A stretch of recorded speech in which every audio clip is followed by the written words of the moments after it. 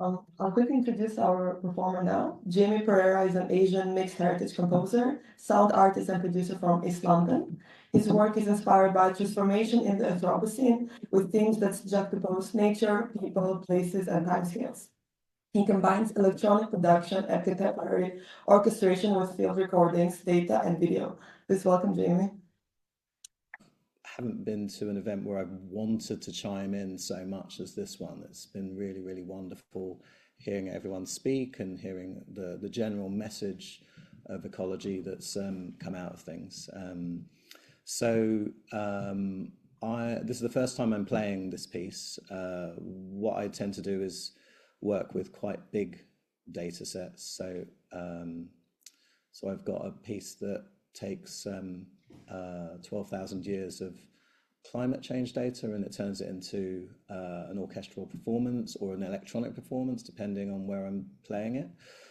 And the reason I mention that is because I feel like there's been this underlying theme of transformation to regenerative in what I've been hearing. And Anthropocene in C major, which is the name of the piece, was a way for me to understand what's happening to us in terms of a 12,000 year timescale. And I had this very visceral rejection of kind of everything. You know, I kind of see all structures, well, like a lot of structures, as inherently colonized. And it was a weird thing. I think it's only from doing a piece of music in this way, using so much data, that I was able to get to that. And I took my refuge in sound. And sound is the way that I transform things, and I use sound in different ways, collaborations, to question things that we might consider normal, including the language that I'm used to say this. You know, there's paradox everywhere, and I think it's very good to understand that in terms of.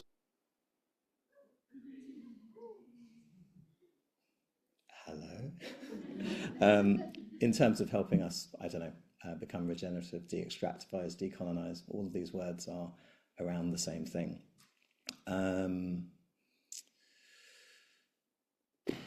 So onto the olive tree.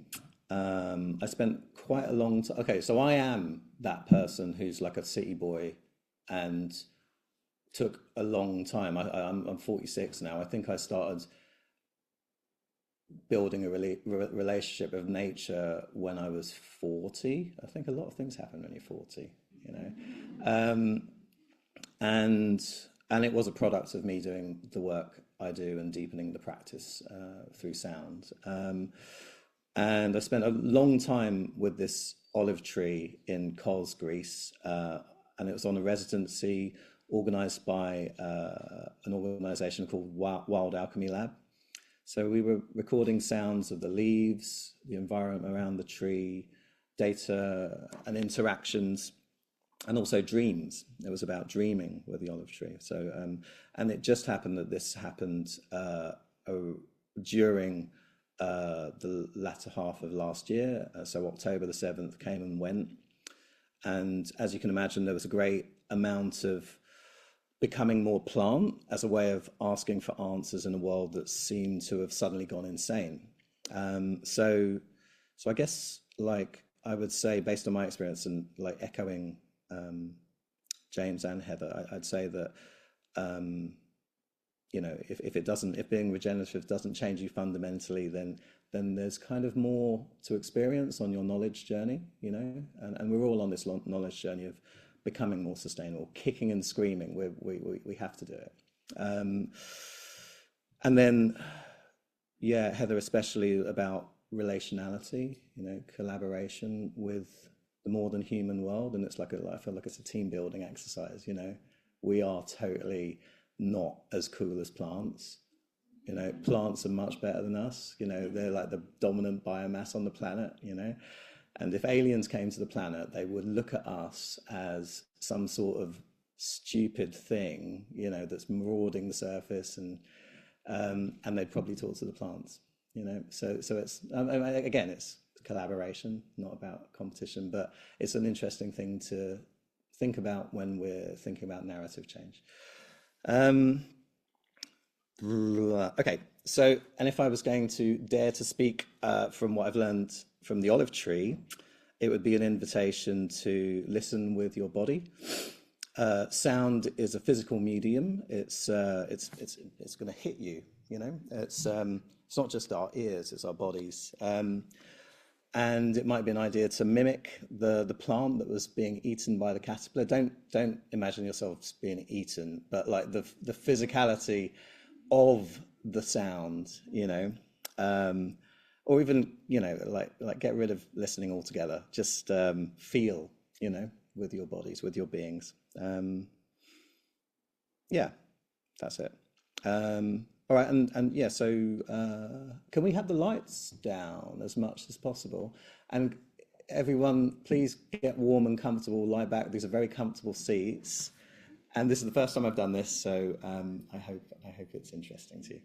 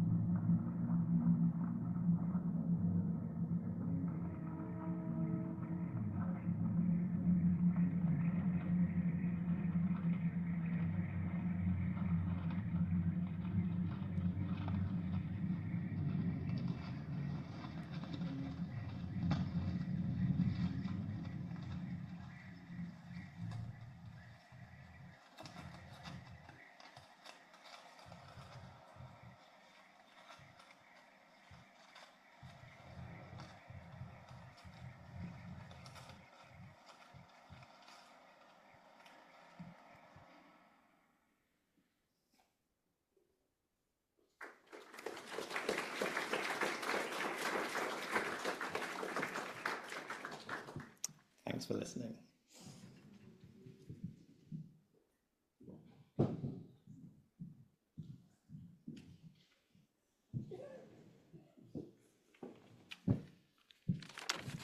All right, everyone. I think some of you must be asleep at the moment, but just please wake up for another 3 minutes as we conclude the event, and then depending on the facility, you may continue speaking, or you may have to find another place to let all of this great content to really sink in. But yeah, this was a wonderful experience for me, and I hope it was for you as well. Incredibly stimulating, and we feel very lucky and privileged, and just very happy to have had this launch event here in a very, I think, in a very collective, collaborative, interactive way. So at the start of the talk, I thanked all the institutional supporters and companies who support B-Regen. Now I just want to thank everyone else who has contributed to this project. I'm bound to forget some names, so I apologize in advance. There's a huge group of people who have assisted us, for instance, through feedback on the original proposal. I mean, academics do these tedious things.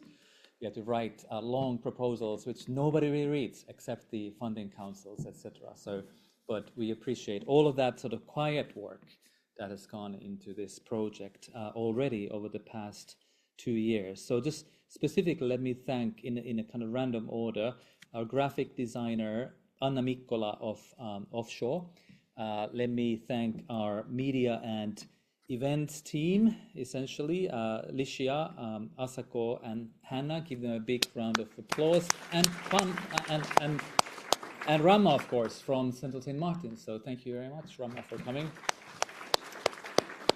You really made this event possible, so I really appreciate that. And yes, I would love to thank the core research team, which includes Ida Telalbasic, who has joined us for this event.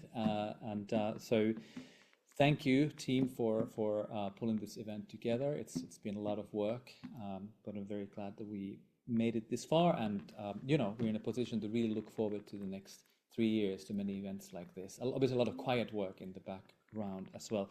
And finally, I'd love to thank, and I think I'm forgetting some names, but I wanted to thank the startups and the designers who have kindly volunteered their time. So we've done some pilot studies with around 15 companies and designers, so we're really grateful to them. And finally, I'd love to thank you for your active involvement today, and we really hope that you will stay involved and that you will join us for this journey, and that is what will make it more collective, more collaborative, more insightful.